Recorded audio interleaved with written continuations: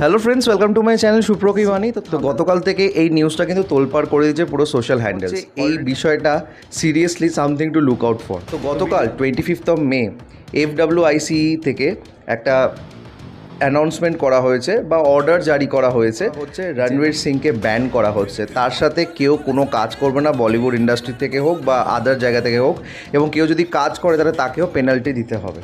এবং সেটার সূত্রপাত ঘটেছে Excel Entertainment, that is Farhan Akhtar আর রিতেশ সিধওয়ানির তরফ থেকে। এবং সেটার কারণ হচ্ছে ডন থ্রির জন্য রণবীর সিংকে চুজ করা হয়েছিল। এবং এটা নিয়ে কিন্তু অলরেডি একটা প্রোমো শ্যুট হয়ে গেছিলো, যেটা আমাদের কাছে চলে এসেছিলো। সেটা নিয়ে অনেকেই খারাপ ভালো যা বলার বলেছে।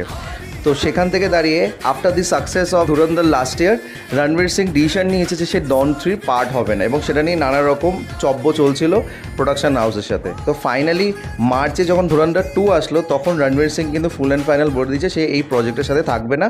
এবং তার জন্য তার সাইনিং অ্যামাউন্ট 10 to 15 crores সে দিতে রাজি ছিল টু দ্য প্রোডাকশন হাউস।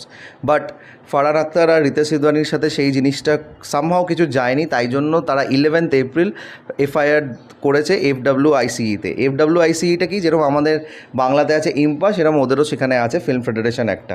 তো সেইখানে এফআইআর যেহেতু করেছে, সেটার যে বোর্ড অফ ডিরেক্টরস বা প্রেসাইডিং অফিসার যে আছে, সেটার উপর বেস করে একটি অর্ডার জারি করেছে গতকাল 25th May-তে, যে রণবীর সিংয়ের সাথে কোনো কাজ করা যাবে না, রণবীর সিংকে ব্যান্ড করা হলো।